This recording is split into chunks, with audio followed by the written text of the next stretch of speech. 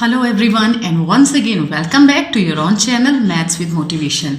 As you can see today's topic is measure of dispersion.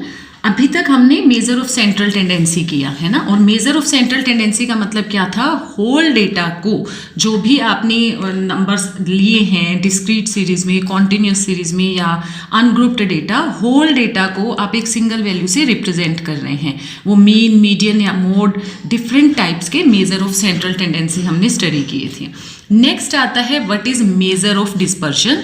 Major of dispersion में जो हमने study करने हैं 4 types of dispersion: range, quartile deviation, mean deviation and standard deviation. But before that we must know what is the meaning of dispersion. Okay, see dispersion also known as scatter, spread और variation. जैसे आप definition से ही देख रहे हो है ना, scattered बिखरा हुआ, स्प्रेड कितना ज़्यादा स्प्रेड है या वेरी हो रहा है. This is basically the measure the extent to which the items vary from some central value.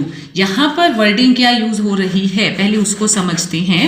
यहाँ पर आपसे कहा गया है कि जो आपने डिस्पर्जन स्टडी करना है, डिस्पर्जन का मतलब है जो भी आपको डेटा गिवन है, टू विच द आइटम्स, जो भी आपको डेटा गिवन है वो डेटा वैल्यू सेंट्रल वैल्यू से कितना वेरी कर रही हैं. और वेरी का मतलब है कितना ज़्यादा स्प्रेड है, कितना उसमें डिफरेंस आ रहा है.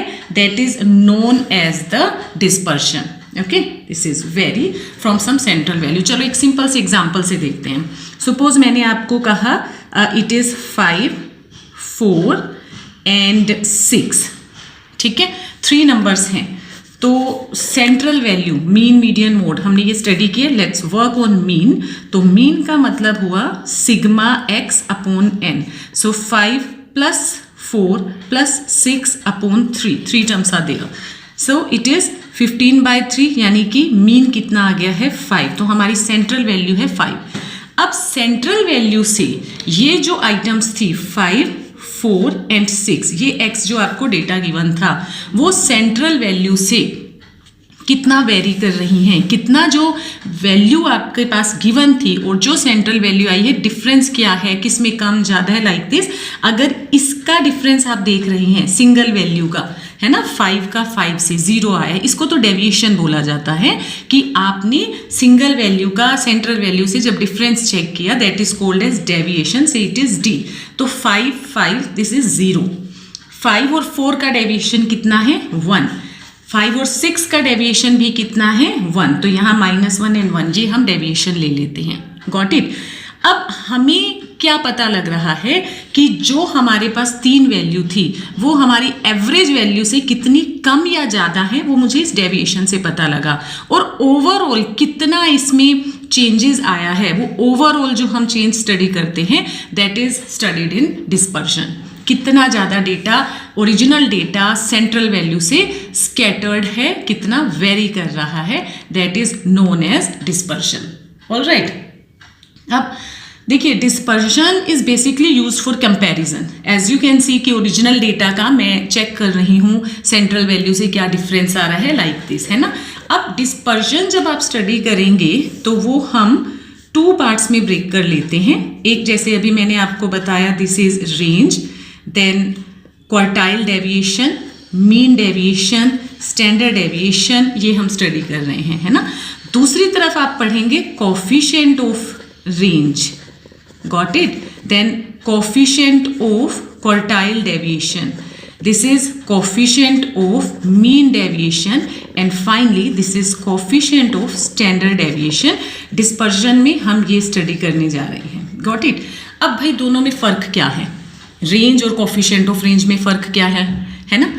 तो मतलब क्या होता है, दैट इज़ ये जो 4 आप स्टडी कर रहे हैं वेज ऑफ डिस्पर्शन, ये यूनिट इसमें मैटर करती है. यूनिट का मतलब सपोज आपको कुछ 2 सेक्शंस हैं, उनका वेट, स्टूडेंट्स का वेट गिवन है, ऑब्वियस है, तो वो आपको किलोग्राम में उनका वेट गिवन है. ठीक है, 50 kg 43 kg लाइक दिस। तो वहाँ दोनों सेक्शंस ए और बी में जो आपने वेट लिया है केजी में आपने लिया है, तो यूनिट जो है वो मैटर करती है, यूनिट सेम होती है।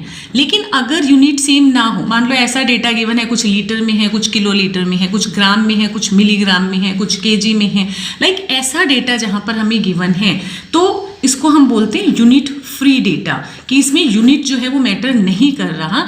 एट दैट टाइम कंपैरिजन के लिए हम coefficient of range, coefficient of quartile deviation इसका यूज करते हैं।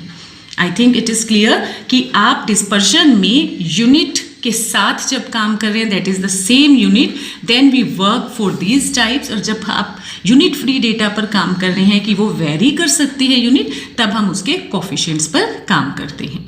Okay, so let's start with the first topic, what do you mean by range। तो हम स्टार्ट करते हैं हमारा फर्स्ट जो टॉपिक है मेजर ऑफ डिस्पर्जन का, रेंज, और उसके साथ हम स्टडी करेंगे what is coefficient of range. दोनों के लिए फॉर्मूला क्या है, range and coefficient of range.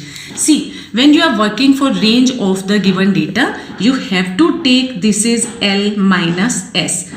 This is the formula for range.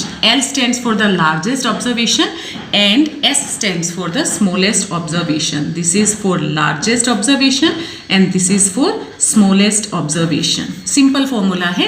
जो भी आपको डेटा गिवन है, for example I am having here it is 9, 13, 23, 11, 15, 17, 25, 18 and it is 14। ये मैंने डेटा वैल्यूज कुछ ले ली हैं। Got it?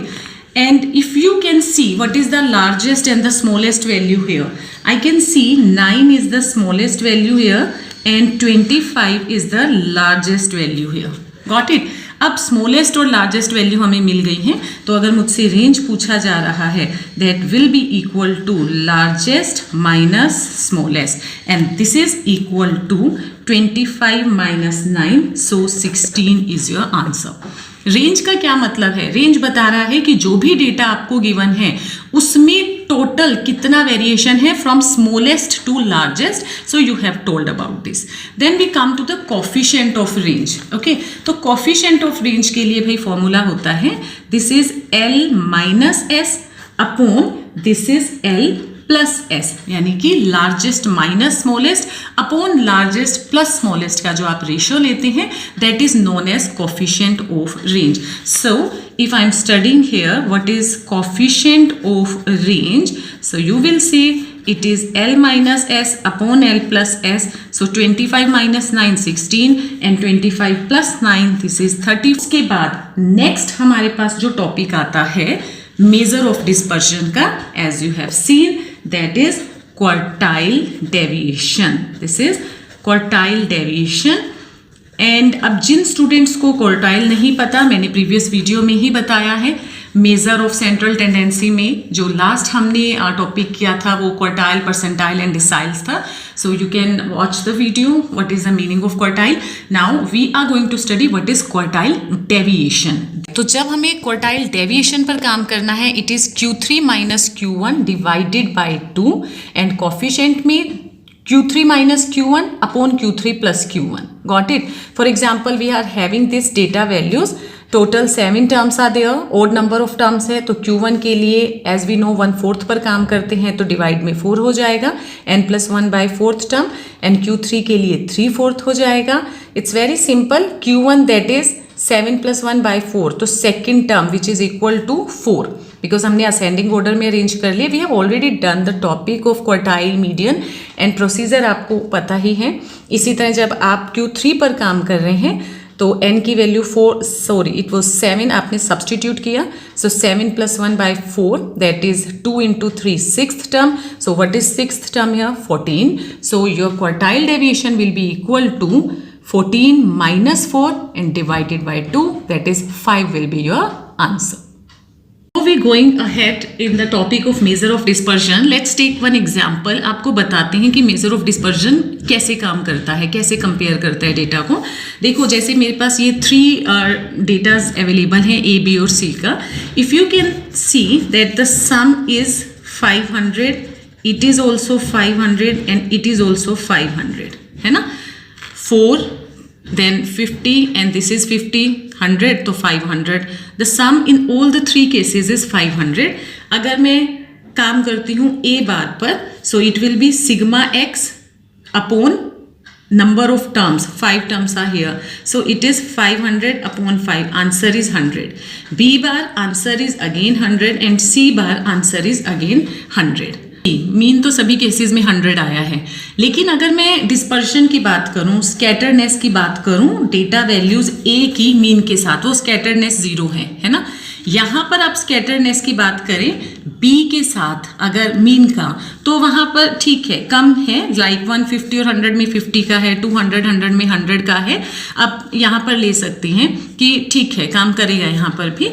लेकिन अगर मैं सी के साथ देखती हूँ, यहाँ पर तो बहुत ज़्यादा वेरी कर रहा है। जैसे 12 के साथ 100 का कितना डिफरेंस आया है ना।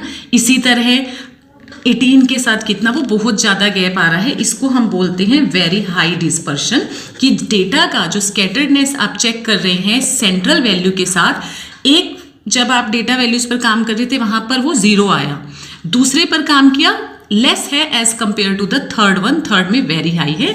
और उस सेंट्रल वैल्यू को अच्छा समझा जाता है जिसका डिस्पर्शन जो है वो मिनिमम आता है। ओके, तो डिस्पर्शन का मतलब again you can understand the scatteredness of the original data from its central value, any of the central value, चाहे मीन हो या मीडियन हो, कुछ भी। और जितना कम स्कैटर्डनेस आप देखते हैं, जितना कम डिस्पर्शन आता है, इट मीन्स वो सेंट्रल वैल्यू उतना अच्छा जो है वो काम कर रही है। ओके।